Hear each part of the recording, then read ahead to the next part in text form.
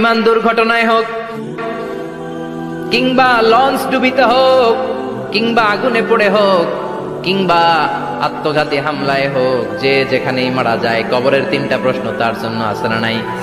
ইসলাম বিরোধীদের জন্য প্রশ্ন তিনটা, আপনারা যারা মুমিন তাদের জন্য চারটা, আপনাদের জন্য একটা বেশি। আলহামদুলিল্লাহ। কোন কবরে এসে প্রথম প্রশ্ন করবে মুনকার নাকির যখন চলে আসবে, 40 কদম যখন আত্মীয় স্বজনরা লাশটাকে কবরের মধ্যে দিয়ে 40 কদম চলে যায়, তখনই ফেরেশতা চলে আসে। শেষ, সব শেষ। এসেই পরীক্ষা শুরু। মার রব্বুক, তোর রবের নাম কি? চিল্লায় বলেন আমাদের রবের নাম কি? আমরা বলবো রব্বি আল্লাহ, আল্লাহ আমারে রব। দমে দমে তনু মনে তারি অনুভব। পড়েন আল্লাহ আমারে রব। তোমার দুনিয়াতে আমি যেদিকে তাকাই, অথই নেয়ামতে ডুবে আছি সবাই। পাখ পাখালির গানে শুনি তসবিহ কল রব, তসবিহ কল রব, আল্লাহ আমারে রব।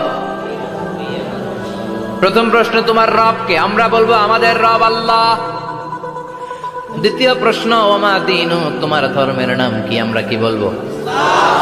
তৃতীয় প্রশ্ন বিশ্বনবীর চেহারা দেখিয়ে বলা হবে আতারিফু হাদার রাজুল, এই লোকটারে চিনো নাকি? আমরা বলবো চিনি, আমাদের প্রাণের নবী, ঠিক কি না? চাঁদের চেয়ে সুন্দর তুমি নবী আমার কমলিহি ওয়ালা, দু জাহানের বাদশাহ তুমি প্যারা নবী সাল্লে আলা, চাঁদের চেয়ে সুন্দর তুমি নবী আমার কমলিহি ওয়ালা, ঠিক কি না? তিনটা প্রশ্নের যথাযথ উত্তর যখন দিয়ে দিলেন, আপনার জন্য অতিরিক্ত আরেকটা প্রশ্ন করা হবে, ওয়ামা ইলমু, তোমার নলেজ কি? তিনটা প্রশ্নের উত্তর যে তুমি করতে পারলা, কিভাবে পারলা, কেমনে জানলা? নকল করে বলছো নাকি জেনে বুঝে আসছো? নকল হয় না? এখন তো পরীক্ষা চলতেছে বোধহয়। কি পরীক্ষা? এসএসসি পরীক্ষা। নকল হয়? কৃষ্ণপুরে নকল নাই না? এখন মনে হয় এগুলো একটু কমছে। একটা সময় ছিল অনেক নকল হইতো। পাঞ্জাবের ভিতরে নকল, পকেটে নকল, টুপির ভিতরে নকল, মৌজার ভিতরেও নকল। এমনকি মেয়েরাও নকল করে পরীক্ষার হলে আছে না নাই?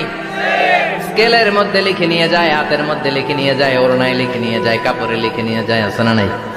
ফেরেশতারা বলবে নকল করছো নাকি? কেমনে জানলা? তিনটা প্রশ্নের উত্তর তুমি কেমনে বললা? আল্লাহ তোমার রব, ইসলাম তোমার ধর্ম, এই লোকটা বিশ্বনবী, কেমনে চিনলা? আপনাকে তখন বলতে হবে আমি কোরআন থেকে শিখেছি, আমি হাদিস থেকে শিখেছি, আমি ইসলাম জেনে বুঝে মেনেছি, আমি আন্দাজে কোথাও ঘুরি নাই। চিল্লা এখন ঠিক কিনা? আপনাকে বলতে হবে। এজন্য শিখতে হবে, প্রতিনিয়ত ইসলাম সম্পর্কে জানতে হবে, আখের গোছাতে হবে, জীবনটাকে আলোকিত করতে হবে। চিল্লায় বলেন ঠিক কিনা? চারটা প্রশ্নই যখন হয়ে গেল, ফেরেশতারা বলবে আহলান ওয়া সাহলান ওয়া মারহাবান বিক, খোশামদেদ, কংগ্রেচুলেশন, খোশামদেদ, কংগ্রেচুলেশন, সব প্রশ্নের উত্তর তুমি পেরেছো।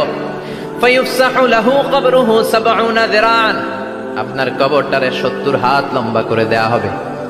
তো জনের কাছে যাওয়া লাগবে না, আপনি ওই জেলায় যে ওই মাজারে মানত করা লাগবে না, আপনার সিলেটে যাওয়া লাগবে না, আপনার খানজানাইলের কাছে যাওয়া লাগবে না, আপনার কোথাও যাওয়া লাগবে না। আপনি বাড়ির পাশের মসজিদে পড়ে সেজদা দেন, মুহূর্তে দোয়া কবুল করে নিবে কে? রব্বুল আলামিন বলে গোলাম আমারে ডাকস না কেন? তোর ডাকে সাড়া দেওয়ার জন্য আমি 24 আওয়ার্স রেডি। দুনিয়ার বুকে কোনো বিষয় নিয়ে যদি আমরা বারবার যাই, দুনিয়াতে লোকজন রেগে যায়, ঠিক কিনা? আমি ওনার কাছে গেলাম, ভাই আজকে একটা বিপদে পড়ছি, 500 টাকা দেন, দিয়ে দিল। এরপরের দিন আবার গেলাম, দিল। পরশু দিল, তরশু গেলে শেষা দিয়ে দিবে, একটা মাইট দিয়ে দিবে, ঠিক কিনা? কি পাইছো তুমি? প্রতিদিন 500 টাকা। বারবার কোন একটা ইস্যু নিয়ে কারো কাছে যাওয়া যায় না, এটা লজ্জার বিষয়, ঠিক কিনা? কিন্তু আল্লাহর বিষয়টা উল্টো। সুনানে তিরমিজির বর্ণনা, ইন্নাহু মান লাম ইয়াসআলিল্লাহ ইয়াগদাব আলাইহি, কোন বান্দা যদি কোনো বিষয় নিয়ে, কোনো ব্যাপার নিয়ে আল্লাহর কাছে বারবার না যায়, আল্লাহ তার উপর রেগে যায়। এজন্য আল্লাহর কাছে বারবার যাওয়ার দরকার আছে না নাই? আপনার মনের জ্বালা যন্ত্রণা পূরণ করে দিতে পারে কে? এটার নাম তাওহীদ। এক আল্লাহ কেন্দ্রিক হওয়া, আল্লাহ সেন্টার্ড। আমাদের সবকিছু হবে আল্লাহ কেন্দ্রিক। বিপদে আপদে যে কোনো পরিস্থিতিতে সবার আগে কার কাছে যাব? এটার নাম তাওহীদ, এটার নাম তৌহিদেরই মুর্শিদ আমার মোহাম্মদের নাম বলো, মোহাম্মদের নাম। আল্লাহর নাম জপলে বুঝতে পারি আল্লাহরই কালাম বলো, মোহাম্মদের নাম। ওই নামেরই রশি ধরে যায় আল্লাহর পথে, ওই নামেরই ভেলায় চড়ে ভাসি নূরের স্রোতে, ওই নামের বাতি জেলে দেখি আরশের মোকাম বলো, মোহাম্মদের নাম। সবাই পড়েন, তৌহিদেরই মুর্শিদ আমার মোহাম্মদের নাম বলো, মোহাম্মদের নাম। আল্লাহর নাম জপলে বুঝতে পারি আল্লাহরই কালাম বলো, মোহাম্মদের নাম। চিল্লায় পড়েন আমিন। সব সময় বিপদে আপদে কার কাছে যাবেন? আপনার বিপদ দূর করতে পারে কে? আপনারে অসুস্থ থেকে সুস্থ বানায় দিতে পারে কে? মনের জ্বালা যন্ত্রণা মিটাতে পারে কে? আল্লাহ ছাড়া কেউ পারবে? কোন মুফাসসিরে কোরআন আপনারে বাঁচাতে পারবে?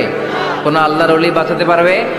সাইয়েদনা ইব্রাহিম আলাইহিস সালাম অনেক ইন্টেলেক্ট খাটিয়ে, এটাকে বলে রেশনাল অ্যানালজি খাটিয়ে উনি finally he got his Lord, তিনি আল্লাহকে পেয়েছেন, তাই না? এই ওয়াজ করছে না? তিনি চাঁদ দেখে ভাবলেন এত সুন্দর চাঁদ, এটাই মনে হয় আমার রব। হাযা রব্বি, এটার তাফসীর হচ্ছে হাযা রব্বি, কি রে এটা কি আমার রব? চাঁদ চলে গেল, তারা আসলো, ভাবলেন তারা তো আরো সুন্দর, মনে হয় এটাই আমার রব। তারাও নাই, দ্বিপ্রহরের জলজলে সূর্য দেখে তিনি নিশ্চিত এটা মনে হয় আমার রব হবেই, কিন্তু বিকেল বেলা সূর্যও নাই। মনে মনে ভাবলেন আমার রব তো আমার ছেড়ে পালাতে পারে না, সব সময় আমার রব আমার সাথে আছে না নাই? তখন তিনি বললেন ওয়াজ্জাহাতু ওয়াজহিয়া লিল্লাযী ফাতারাস সামাওয়াতি ওয়াল আরদা হানিফান ওয়া মা আনা মিনাল মুশরিকিন। এমন দিকে আমি মুখ ফিরালাম, আমি চাঁদের দিকে মুখ ফিরাই না, আমি তারার দিকে মুখ ফিরাই না, আমি দ্বিপ্রহরের জলজলে সূর্যের দিকেও মুখ ফিরাই না, আমি এমন রবের দিকে মুখ ফিরাই যিনি সব সময় থাকেন, সব কিছু দেখেন, তিনি সব করতে সক্ষম। চিল্লায় বলেন ঠিক কিনা? ওমা আনা মিনাল মুশরিকিন, তিনি অ্যানাউন্স করে দিলেন আমি মুশরিক নই। We have to go back to you Lord, we have to go back to our Lord. আমাদেরকে আমাদের রবের কাছে ফিরে যেতে হবে, নাকি আজীবন থাকবেন? কথা বলেন। চলে যেতে হবে। কখন যে কে চলে যায় তার কোনো ঠিক নাই, হ্যাঁ, কেউ জানি না, কিন্তু এতটুকু জানি যে চলে যাব। গত কয়েকদিন আগে এদেশের আপকামিং একজন ইয়াং স্কলার হুট করে চলে গেলেন। নাম শুনছেন? কি নাম? হ্যাঁ, শাহাদাত ফয়সাল। আমাদের বয়সে বা আমাদের চেয়ে ছোট, আপকামিং মধ্যম পন্থার একজন আলেম ছিল, চলে গেল। অনেক আশা ভরসা ছিল অনেকের তার উপর যে সে he is an upcoming scholar, সে মধ্যমপন্থী। ডক্টর আব্দুল্লাহ জাহাঙ্গীর স্যারের নাম শুনেছেন? ভাল লাগে না কথাগুলো শুনলে? হৃদয়টা ঠান্ডা হয়ে যায়, কারো পক্ষপাতিত্বে যায় না, যেটা হক, যেটা সমাজের জন্য কল্যাণকর সেটার কথা বলে। এই মাঝামাঝি থাকতে পারাটা সবচেয়ে কঠিন, ঠিক কিনা? আল্লাহ বলেছেন ওয়াকাযালিকা জাআলনাকুম উম্মাতান ওয়াসাতান লিতাকুনু শুহাদা আলান নাস, তোমাদেরকে হতে হবে উম্মাতান ওয়াসাতান, মধ্যমপন্থী উম্মাত, মাঝামাঝি থাকতে হবে। কিন্তু আমরা এদেশে মার্জিনালাইজ করে ফেলি, বুঝতে পেরেছেন? এক প্রান্তে চলে যাই, যারা চরমনায়ের মুরিদ অন্যদেরকে আর দেখা যাবে না, যারা শর্ষিনার মুরিদ এরাই সব, অন্যদিকে যাওয়া যাবে না, যারা জামাত ইসলাম অন্যদিকে আর যাওয়া যাবে না, যারা হেফাজতে ইসলাম অন্য কারোর মধ্যে আর হক নাই, যারা আহলে হাদিস এরা তো সব নিয়েই গেছে, সব হক সুন্নাহ এদের কাছে, কারো মুখের কোনো কথা এদের কাছে কোনো দাম নাই। আপনি যত হকের কথা বলেন এদের দলেই নাকি ঢুকতে হবে।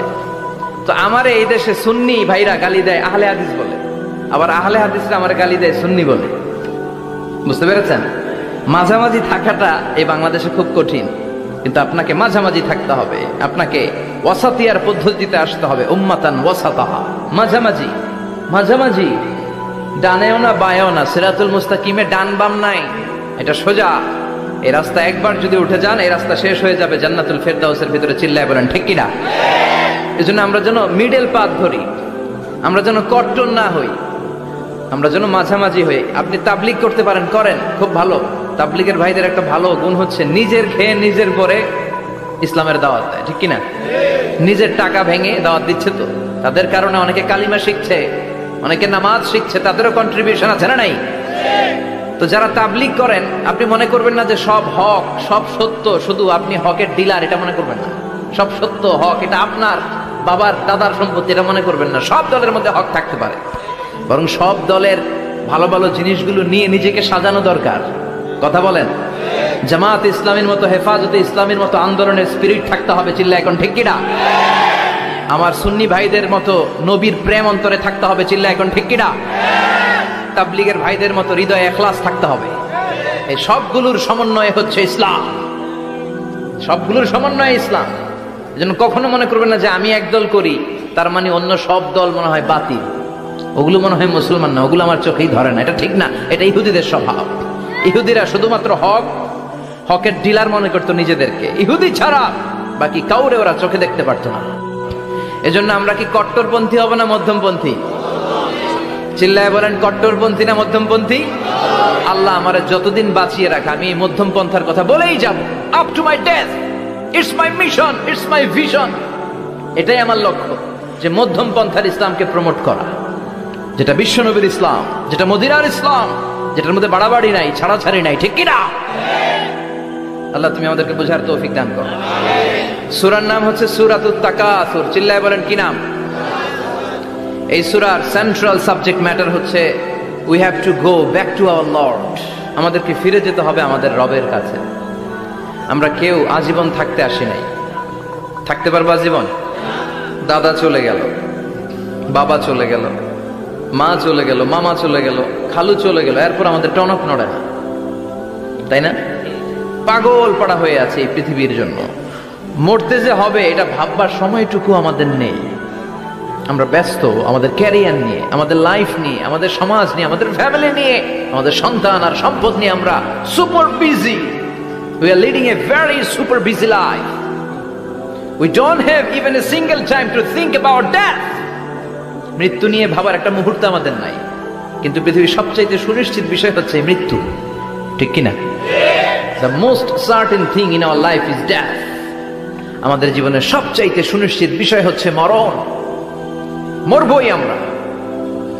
And the most uncertain thing in our life is the time of death. আর আমাদের জীবনের সবচেয়ে অনিশ্চিত বিষয় হচ্ছে মৃত্যুর সময়। আমরা জানি না। মরবো যে এটা জানি, জানেন না? কিন্তু কখন মরবো এটা জানি? এই সূরাটা আপনারে এই জিনিসটা জানান দিতে এসেছে যে দুনিয়ার সম্পদ, লোভ, লালসা এগুলো নিয়ে পড়ে থেকো না। এই যে আমাদের ফ্যামিলি, আমাদের বাচ্চা কাচ্চা, আমাদের এত টাকা পয়সার হিসেব, মাস শেষে বাড়ি ভাড়া, গ্যাসের বিল, এইটা সেটা, আপনি কি মনে করছেন যে আপনি চলে গেলে এগুলো থেমে থাকবে? কিছুই থেমে থাকবে না, সব চলবে আগের মতো, থাকবেন না আপনি। এজন্য শাহাদাত ফয়সাল ওনার ফেসবুকে সর্বশেষে লিখে গিয়েছিল, আমি হীন দুনিয়া, মানে এমন দুনিয়া যেটাতে আমি নাই। সব চলে, সকাল গড়িয়ে বিকেল হয়, শীত শেষে গ্রীষ্ম আসে, দিন শেষে রাত নামে, সব চলে, নাই শুধু আমি। চিল্লায় বলেন ঠিক কিনা? তো এজন্য এগুলি একটু ভাবেন। অনেক ব্যস্ত আমরা। এই দুনিয়ার পুরো জীবনটা এটা হচ্ছে লালসাময় একটা জীবন, লোভ, মরিচিকা, মায়াজাল। এই মায়াজালে আমরা আটকে আছি, ফলে মৃত্যুর কথা আমরা ভুলে গিয়েছি। পাগলের মতো ছুটছি, আরো টাকা লাগবে, আরো খ্যাতি লাগবে, আরো যশ লাগবে, আরো দাপট লাগবে। আমার এত টাকা দিয়ে কি হবে? এত সম্পদ দিয়ে কি হবে? এত ব্যস্ততা দিয়ে কি হবে তোমার? স্টপ, থামুন, অনেক হয়েছে, আন্না, থামুন। Take a rest, take a breath and think about death. Think that you have to go back to your Lord. একটু বসেন না, একটু ভাবেন যে আমাকে চলে যেতে হবে, চলে যেতে হবে। এই কোলাহল, এই ব্যস্ততা এগুলো থাকবে, থাকবো না আমি। সাইয়েদনা ওমর ফারুক বলেছেন, মুতু ক্বাবলা আন তামুতু, মরার আগে একবার মরো। হাসিবু ক্বাবলা আন তুহাসাবু আলাইকুম, তোমার হিসাব নেওয়ার আগে তুমি একবার নিজের হিসাবটা করো না। কাগজ বের করে একটু লিখো না কি কি ভালো কাজ করছিলা, যেগুলো দিয়ে নাজাতের ওসিলা হতে পারে, 1 2 3, আর কি কি আকাম কুকাম করছো দেখো না, লিখে দেখো তোমার অবস্থাটা কি। মরার আগে একবার মরো। মরার আগে খাটের মধ্যে শুয়ে শটান করে চোখ বন্ধ করে একবার মরার ভান করে দেখেন কেমন লাগে। চোখটা বন্ধ করেন আর ভাবেন আপনি নাই, কি কি হতে পারে ভাবেন। আপনার ছেলে মেয়েরা কান্না জুড়ে দিবে, আপনার প্রাণের স্ত্রী বিলাপ শুরু করে দিবে, বন্ধু বান্ধবের চিৎকার আর মাতম, স্থানীয় এলাকার মসজিদে ঘোষণা, অমুক এলাকার নিবাসী অমুক ভাই অমুকের ছেলে অমুক দুনিয়ায় নাই। সব আত্মীয়রা চলে আসবে, ফেসবুকে স্ট্যাটাস দেয়া হবে, সবাই সবাইকে জানাবে বিকাল 4টায় অমুক হাই স্কুল ময়দানে আপনার জানাজা। ছুটে আসবে, সবাই ছুটে আসবে আপনাকে শেষ বিদায় দিতে, গুড বাই জানানোর জন্য, আল ওয়াদা, বিদায় জানাতে আসবে সবাই। 4 তাকবীর দিয়ে আপনার জানাজা হবে, অশ্রুসিক্ত জানাজায় আপনার বিদায় হবে। কাঠের খাটিয়ার মধ্যে করে কাঁধে তুলে আপনারে কবরে নেওয়া হবে, আগে থেকে খুঁড়ে রাখা কবরটার মধ্যে আপনারে বিছিয়ে দেয়া হবে, বাঁশের কচি দিয়ে তার উপরে মাটির চাপা দিয়ে সব চলে যাবে। ভাবেন না একবার চোখ বন্ধ করে, this is the circle of life, this is the nature of life. এটা সবার হবে, আমার হবে, আপনার হবে। এত মায়া, এত ভালোবাসা কই যাবে? কেউ থাকবে না, সবাই আপনার অন্ধকার কবরে রেখে দিয়ে চলে আসবে। উপরে বাঁশের কঞ্চি, তার উপরে মাটির চাপা, অন্ধকার আর অন্ধকার। এই অন্ধকার যেন শেষ হতে চায় না, শুধুই অন্ধকার, ঠিক কিনা? এজন্য আমাদের চলে যেতে হবে। দাদা গেল, চাচা গেল, মামা গেল, আমাদেরকেও যেতে হবে, জোরে কোন ঠিক কিনা? একদিন মাটির ভেতরে হবে ঘরে মন আমার, কেন বান্ধ দালান ঘর, প্রাণ পাখি উড়ে যাবে পিঞ্জর ছেড়ে, ধরা ধামে সবই রবে তুমি যাবে চলে, বন্ধু বান্ধব যত মাতা পিতা দ্বারা সুত সবই হবে তোমার পরে, মন আমার কেন বান্ধ দালান ঘর, একদিন মাটির ভেতরে হবে ঘরে মন আমার, কেন বান্ধ দালান ঘর। একটা সার্টেন পিরিয়ড শেষে আপনিও থাকবেন না। This is the nature of life, this is the circle of life. ছোট্ট শিশু হয়ে এসেছিলেন, শৈশব, কৈশোর, যৌবন, প্রৌঢ়ত্ব, আগে ছিলেন সিঙ্গেল, বিয়ে করে হয়ে গেলেন ডবল, এরপরে আল্লাহ আপনাকে একটা মেয়ে দিল, এরপরে মেয়েকে বিয়ে দিয়ে শ্বশুর হলেন, এরপরে ওই মেয়ের ঘরে সন্তান হতে নানা হলেন। আর কতদিন? অনেক দিন হলো তো, অনেক লম্বা সময় পেয়েছেন আপনি। Think about that. এবার যাওয়ার কথা ভাবেন, আখিরাতের সামানের কথা ভাবেন, ফিরে যেতে হবে। কি শক্তিশালী যুবক, বার্ধক্য চলে আসলে লাঠি ছাড়া চলতে পারে না।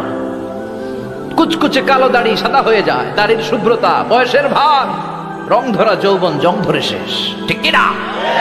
This is the circle of life. যুবক ভাইরা, এটাই জীবন, চলে যেতে হবে, কেউ থাকতে পারবে না, ঠিক কিনা? এটা রিমাইন্ডার আল্লাহ এই সূরার ভেতরে দিয়েছেন যে তোমাদেরকে ফিরে যেতে হবে, এই লোভ লালসা ছেড়ে দাও। রব্বুল আলামিন বলেন, আলহাকুমুত তাকাসুরু হাত্তা যুরতুমুল মাকাবির। ও গোলাম, দুনিয়ার সম্পদ, লোভ লালসা তোদেরকে পাগল বানিয়ে দিয়েছে। এই লোভ পাগলামি কোনোদিন তোদের থামবে না যতদিন না তোরা কবরে ঢুকবি, ঠিক কিনা? কার কথা? আল্লাহ বললেন, দুনিয়ার সম্পদ আর লোভ আর মোহে তোমরা গাফেল হয়ে গিয়েছো। আখিরাতের কথা বেমালুম তোমরা ভুলে গিয়েছো, কিন্তু আখিরাতে তোমাদের যেতেই হবে, কবরের বাড়িতে তোমাদের ঢুকতেই হবে, ঠিক কিনা? যেতেই হবে, আমরা ভুলে যাই।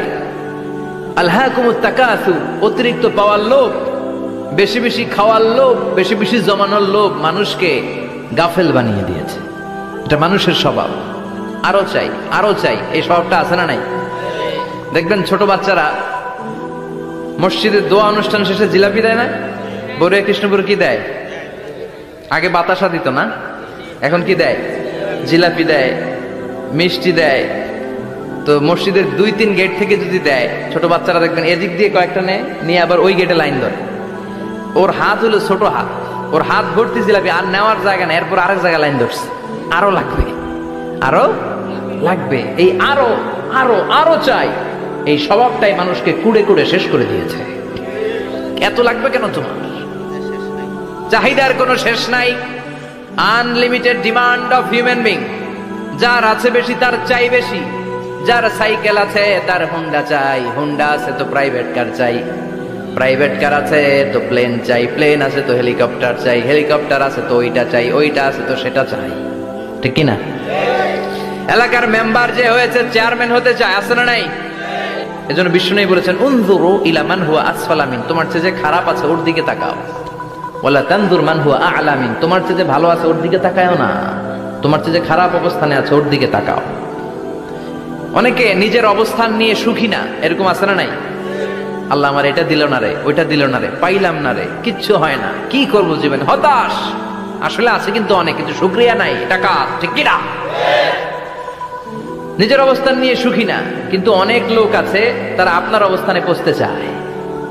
তাদের দিকে তাকিয়ে দেখেন, আপনি যে অবস্থানে আছেন এই অবস্থানে পৌঁছাটা অনেকের কাছে স্বপ্ন। তারা প্রতিনিয়ত সংগ্রাম আর স্ট্রাগল করে যাচ্ছে আপনার অবস্থানে পৌঁছতে, আর আপনি এটা নিয়ে সন্তুষ্ট না। শেখ সাদির নাম শুনেছেন? বালাগাল উলা কাশাফাত দুজা, এই কবিতাটা রচয়িতা ইরানের বিখ্যাত এক কবি। উনি একবার আর্থিক সমস্যার মধ্যে দিয়ে সময় কাটাচ্ছেন, টাকা নাই, পয়সা নাই, পায়ে দেওয়ার মতো জুতা নাই। উনি খুব দুঃখ পেলেন, হায় রে, আমি ইরানের এত বড় কবি, আমার পায়ে দেওয়ার মতো জুতা নাই। দুঃখ ভরা মন নিয়ে রাস্তায় হাঁটতে বেরোলেন। হাঁটতে হাঁটতে হঠাৎ দেখলেন একটা লোক শুয়ে শুয়ে কাঁদছে, ওই লোকটার দুইটা পাই নাই, পাই নাই। উনি সেজদায় পড়ে গেলেন, আল্লাহর কাছে ক্ষমা চাইলেন, আল্লাহ অনেক দিয়েছো, শুকর আলহামদুলিল্লাহ। এজন্য যেই পরিস্থিতিতেই থাকি না কেন আমরা কি পড়বো? জোরে বলেন, কি পড়বো? এজন্য আল কানাতু মিনাল ইসলাম, অল্পে তুষ্ট থাকার নাম হলো ইসলাম। সম্পদ লাগবে কিন্তু সম্পদের পাহাড় লাগবে না, ঠিক কি না? অল্প খান, অল্প পড়েন, অল্প জামান, অল্পের ভেতরে বরকত ঢুকায়া দিছে কে? দেখবেন যাদের সম্পদ অল্প তারা সুখী বেশি। জরিপে এটা দেখা গিয়েছে, অনেক সার্ভেতে এটা এসেছে, যারা সম্পদশালী এরা দুঃখী বেশি, এদের দুঃখ বেশি, টেনশন বেশি। খুব স্বাভাবিক, টাকা যার বেশি রোগ তার বেশি, টাকা যার বেশি টেনশন তার বেশি, টাকা যার বেশি ঘরে শান্তি তার কম, আছে না নাই? ঘরের ভেতরে অশান্তি, ছেলে কথা শোনে না, ছেলে টানে গাঞ্জা, মেয়ে করে পরকিয়া, আছে না নাই? স্ত্রী কথা শোনে না, ভালোবাসা নাই, ঘরটা জাহান্নামের টুকরা। রোগ বালাই, এক একটা হসপিটাল বিল পরিশোধ করতে মাসে 5 লাখ 10 লাখ, আছে না নাই? কিছু খেতে পারে না, ডাক্তার একেবারে ডায়েট মেনু বেঁধে দিয়েছে, ডায়েট, ভেরি ডায়েট মেনু, এটা এটা এটা এটা কিছুই খাবেন না, শুধু গরু খাবেন না, খাসি খাবেন না, চিংড়ি খাবেন না, খালি ঘাস খাবেন, ইচ্ছে মতো ঘাস খাবেন, মানে ঘাস জাতীয় যত আইটেম আছে সব খাবেন, শাক খাবেন, সবজি খাবেন, সালাদ খাবেন, গরু, চিংড়ি, মুরগি, গোশত, ইলিশ কিছু খেতে পারে না। তাহলে রোগ বেশি, খাওয়ার মজা নাই, ঘরে সাংসারিক শান্তি নাই, খালি ব্যারাম আর ব্যারাম, ঠিক কিনা? কিন্তু সম্পদের পাহাড় ঘটেছে। আর অল্প যারা খায়, অল্প পড়ে, রিক্সাওয়ালা, কুলিওয়ালা, অল্প বেতনের চাকরি, কিন্তু হক হালালি মেনে চলে, দেখবেন শান্তি আছে অনেক। হ্যাঁ, বাসা ভাড়া দেয়, ফ্যামিলি চালায়, বাচ্চাদের স্কুল বিল, এরপরও মাস শেষে 1-2 হাজার টাকা হাতে থেকে যায়। আর ওর প্রতি মাসে 10 কোটি টাকা ইনকাম, তারপরও ব্যাংকের ঋণ আছে না নাই? সুখ কারে বলে? কিভাবে আপনি সুখকে ডিফাইন করবেন? সুখ তো টাকায় কিনা যায় না, শান্তি টাকা দিয়ে হয় না, শান্তি দেওয়ার মালিককে।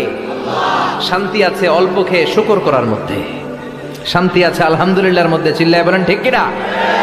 এজন্য অল্প খাবো, অল্প পড়বো, অল্প জামাবো, অল্পের ভেতরে বরকত দিয়েছে কে? দেখেন ধনী ভাইরা খেতে পারে না, কিন্তু রিক্সাওয়ালার কি সমস্যা হয়? রিক্সাওয়ালারা সব খেতে পারে, কুলিওয়ালা, দিন মজুর, এরা একেবারে স্লিম সুঠাম দেহি, মেদহীন পেট, পেটে কোনো মেদ নাই, ভুড়ি নাই। আর কোটিপতিদের মেদ আছে না নাই? এত বড় বড় পেট, ঠিক কিনা? আমাদেরও পেট আছে, তবে হালাল পেট, এটা হারাম টাকা দিয়ে এই ভুড়ি বানাই নাই আমরা, চিল্লে বলেন ঠিক কিনা?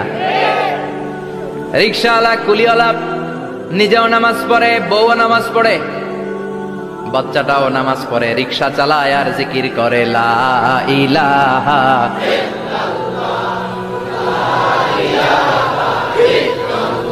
লা ইলাহা ইল্লাল্লাহু মুহাম্মাদুর রাসূলুল্লাহ সাল্লাল্লাহু।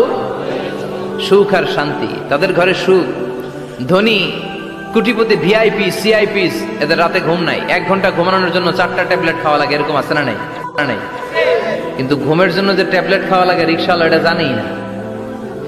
ওর যেখানে রাইত ওইখানেই, ওর মাথা বিছনায় লাগতে দেরি, ওর ঘুম আসতে দেরি হয়, ওর ঘুমে নাকের ডাকের আওয়াজে ট্রাকের ইঞ্জিনও ফেল।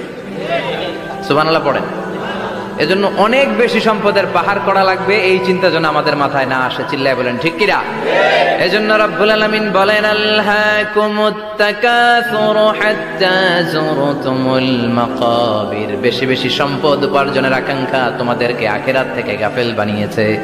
এই গাফলতি কশিনকালেও তোমাদের কমবে না যতক্ষণ না তোমরা কবরে ঢুকবা। হাত্তা যুরতুমুল মাকাবির, মাকবারাতুনের প্লুরাল মাকাবির, যতক্ষণ না কবরে না ঢুকবা, কবরস্থান তোমার আবাসস্থল না হবে, ততক্ষণ পর্যন্ত এই চাই চাই মানসিকতা কমবে।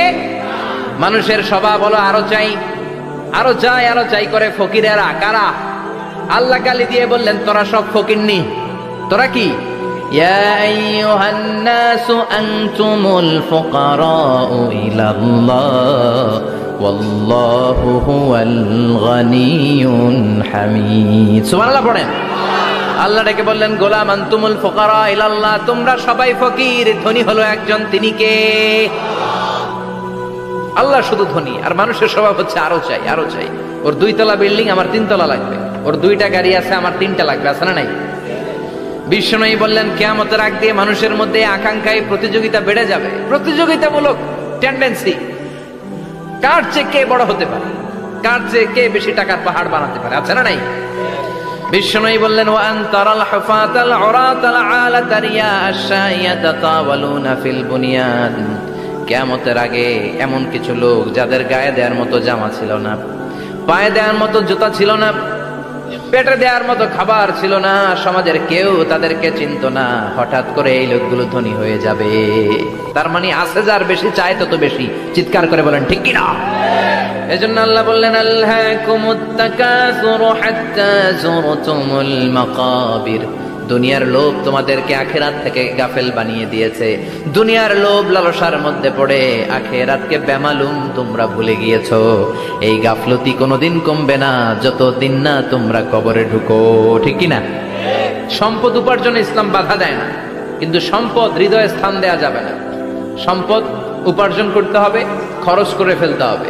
বেশি সম্পদশালী হতে হলে আল্লাহর সন্তুষ্টির জন্য যাকাত দিতে হবে। কে দিতে হবে? দে যাকাত, দে যাকাত, তোর দিল খুলবে পরে, আগে খোলো খাত। দে যাকাত, দে যাকাত, তোরা দে রে যাকাত। ঠিক কিনা? দিল পরে খুলবে, আগে হাত খোলেন। হাত খুললে দেখবেন দিলটারে খুলে দিয়েছে কে? সাইয়েদনা মুসা আলাইহিস সালামের জামানায় ওনার চাচাতো ভাই ছিল মিশরের সবচাইতে বড় ধনী, যাকাত দেয় নাই। তার কি করুণ পরিণতি হয়েছে কোরআনে আছে না নাই? এত সম্পদ ছিল, তার সম্পদগুলো সে সিন্ধুকে আটকে রাখতো। আর এই সিন্ধুকের চাবিগুলো আলগানোর জন্য, কাঁধে নেওয়ার জন্য 10 জন লোক লাগতো। সিন্ধুক কাঁধে নেওয়ার জন্য, সিন্ধুকের চাবি, চাবির গোছা কাঁধে নেওয়ার জন্য কয়জন? তাহলে কি পরিমাণ সম্পদ ছিল? সাইয়েদনা মুসা বললেন সম্পদের মালিক তুই হস নাই, আল্লাহ বানাইছে। কারণ বলে ইন্নামা উতিতুহু আলা ইলমিন ইনদি, আল্লাহ আমারে সম্পদ দেয় নাই, আমি আমার মেধা খাটিয়ে সম্পদ বানিয়েছি। যাকাত আমি দিব না। মুসা বললেন তাহলে আযাবে পড়বি, কারণ কই পারলে আযাব আন, পারলে আযাব আন। আল্লাহ বললেন ফাখাসাফনা বিহি ওয়া বিদারহিল আরদ, ও মুসা নিরাপদ দূরত্বে চলে যাও, এখনই ভয়ঙ্কর ভূমিকম্প হবে, আযাব দেব। কারণ সহ কারণের সব সম্পদ আমি জমিনের ভেতরে ঢুকায়া দেব। আমি নিজে কারণের বাড়ি দেখে এসেছি। মিশরের রাজধানী কায়রো থেকে প্রায় 150 কিলো দূর একটা জেলা আছে, ফায়ুম জেলা। ওইখানে কারুনকে আল্লাহ তার সব সম্পত্তি সব মাটিতে দাবিয়ে দিয়েছেন।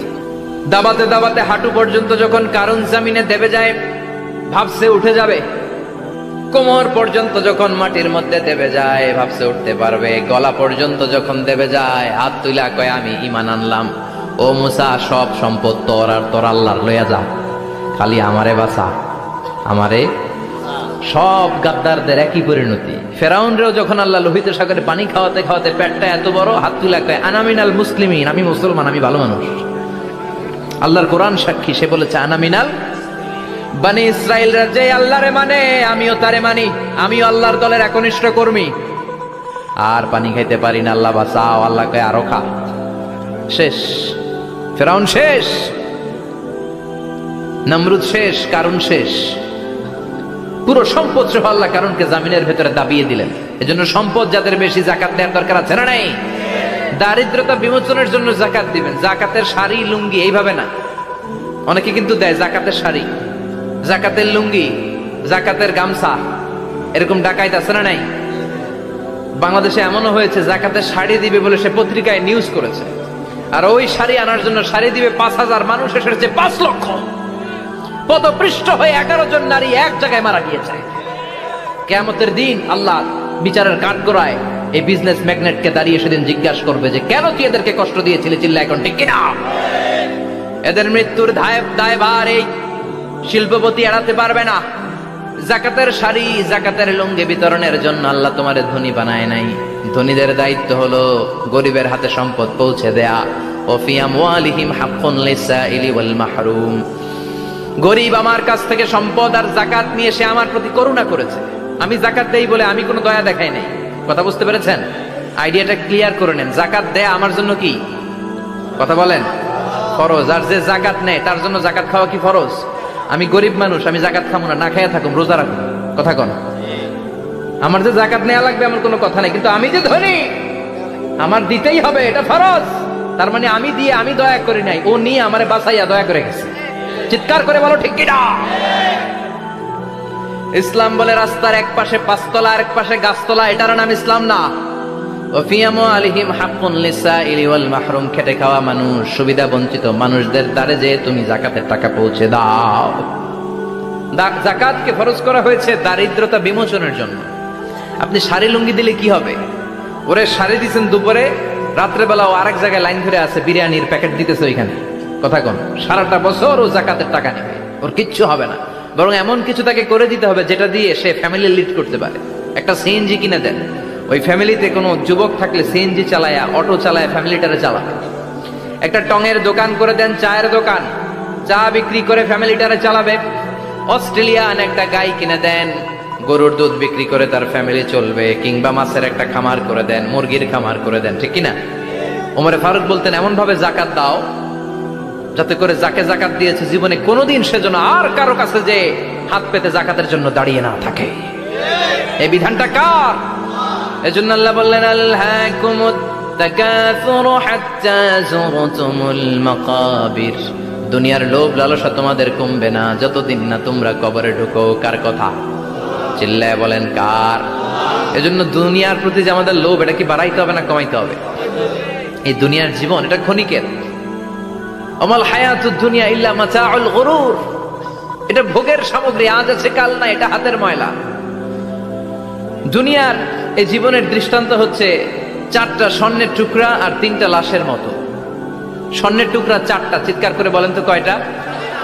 লাশ 3টা, জোরে বলেন কয়টা? অনেক অনেক আগের যুগের 3 জন যুবক জীবিকার তাগিদে তারা বের হয়েছে কর্মসংস্থান করে খাবে। প্রতিমধ্যে তারা গুপ্তধন পেয়েছে, স্বর্ণের বার পেয়েছে, তো বড় বড় 4টা পেয়ে তারা মহা খুশি। আমাদের আর কাজ করা লাগবে না, এগুলো বেচে আজীবন খাবো, সুখে থাকবো। তো 3 জন মিলে বললো 4টা স্বর্ণের টুকরা 3 জনের মধ্যে ভাগ করে দেওয়ার আগে একজন এক কাজ কর, বাজার থেকে কিছু রুটি নিয়ে আয়, খুব ক্ষুধা লেগেছে, খেয়ে নেই। একজন রে রুটি আনতে পাঠিয়ে 2 জন মিলে ভাবে ওইটারে যদি মেরে ফেলতে পারি তাহলে তো তোর আর আমার মধ্যে কোনো ঝামেলা নাই। স্বর্ণের টুকরা কয়টা? তুই নিবি 2টা, আমি নেব 2টা। আর যেটারে রুটি আনতে পাঠাইছে ওইটা মনে মনে ভাবতেছে রুটির মধ্যে বিষ মিশাই নিয়ে যাব। কি মিশাবো? বিষ খাইয়া ওইটা শেষ, সবগুলো আমার। তো বিষ মিশাই নিয়ে আসছে, আর আগের পরিকল্পনা অনুযায়ী এই 2 জন মিলে তাকে নৃশংসভাবে হত্যা করেছে। হত্যার পরে কয় প্রচন্ড ক্ষুধা লাগছে, লো আগে খাইয়া লই। 2 জন মিলে বাজার থেকে আনা বিষ মাখানো রুটি খেয়ে ওই 2টাও শেষ। স্বর্ণের জায়গায় স্বর্ণ পড়ে আছে, স্বর্ণগুলো নেয়ার মতো মানুষ আর নাই, ঠিক কিনা? এজন্য মানুষের এই চাহিদা কমবে না। বিষ্ণু বলেন লাউ আন্না লিকুল্লি ইবনে আদম ওয়াদিয়ান মিন যাহাব আহাব্বা আই ইয়াকুনা ইলাইহি ওয়াদিয়া। আল্লাহ প্রত্যেককে, আমাদের প্রত্যেককে যদি একটা করে স্বর্ণের পাহাড়ের মালিক বানিয়ে দেয়। কয়টা করে পাহাড় দেখছেন কোনোদিন? কই দেখছেন? চিটাং গেছিলেন? এই চট্টগ্রামে গেলে দেখা যায় কি পাহাড়।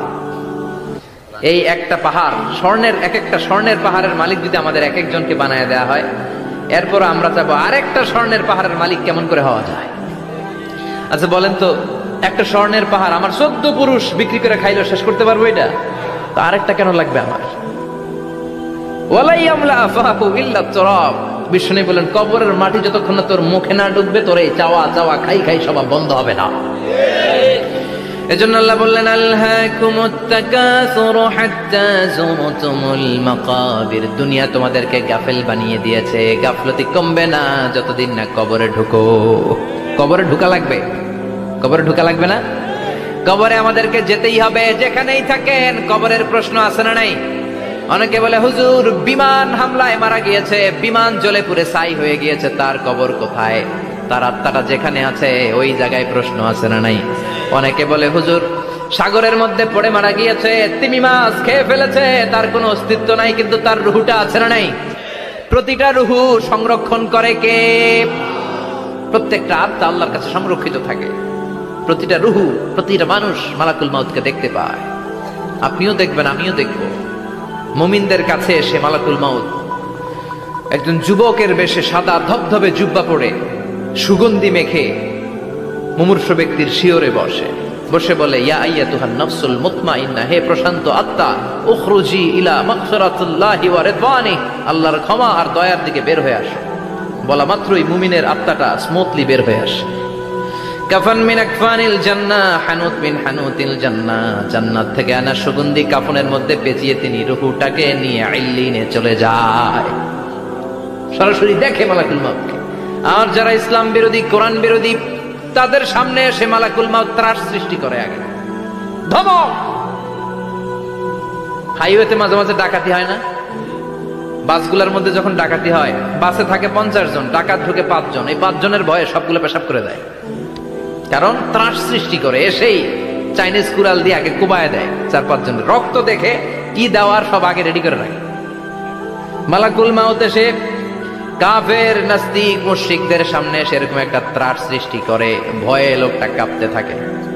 ওর কাছে ভদ্র ভাষায় কথা বলে না, সুন্দর জামা পরে আসে না, কালো কুচকুচে চেহারা, ভয়ঙ্কর একটা রূপ নিয়ে, আকৃতি নিয়ে ইসলাম বিরোধীদের মাথার সামনে আসে, দুর্গন্ধযুক্ত চেহারার দেহ নিয়ে ধমক দিয়ে বলে, ও পাপাত্তা, ইয়া আইয়াতুহান নাফসুল খাবিসা উখরুজি ইলা গাদাবিল্লাহ, হে পাপাত্তা, আল্লাহর রাগ, ক্রোধ আর গজবের দিকে বের হয়ে আয়।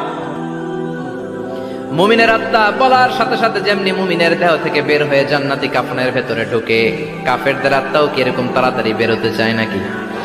কাফেরদের আত্মা বেরোতে চায় না। ডানে দৌড়, বায়ে দৌড়, সামনে দৌড়, পেছনে দৌড়, আহা দৌড়াদৌড়ি করে। মালাকুল মাউত এটাকে টেনে হিচড়ে, একটা জীবিত ছাগলকে জবেহ না করে, জবাই না করে, তার চামড়া উল্টার দিকে টেনে হিচড়ে বের করলে ছাগলটা যত কষ্ট পায়, এর চেয়ে কমসে কম 70 গুণ বেশি কষ্ট দিয়ে কাফের মুশরিক আর গাদ্দারদের রূহ কবজ করা হয়। আল্লাহ এই পরিস্থিতি থেকে তুমি আমাদের বাঁচাও। মুমিনদের রূহ যেমনি কবজ হয়, ওইভাবে রূহ কবজের ব্যবস্থা করে দিও। ইমানের মৃত্যু নসিব করে দিও, শাহিদি মৃত্যু নসিব করে দিও। আমাকে শহীদ করে সেই মিছিলে শামিল করে নিও, যে মিছিলের নেতা মীর হামজা, খুবাইবে খাব্বাব, আল্লাহর কাছে ছিল অতি প্রিয়, শামিল করে নিও। আমাকে শহীদ করে সেই মিছিলে শামিল করে নিও। পড়েন আমিন। আরো জোরে পড়েন আমিন।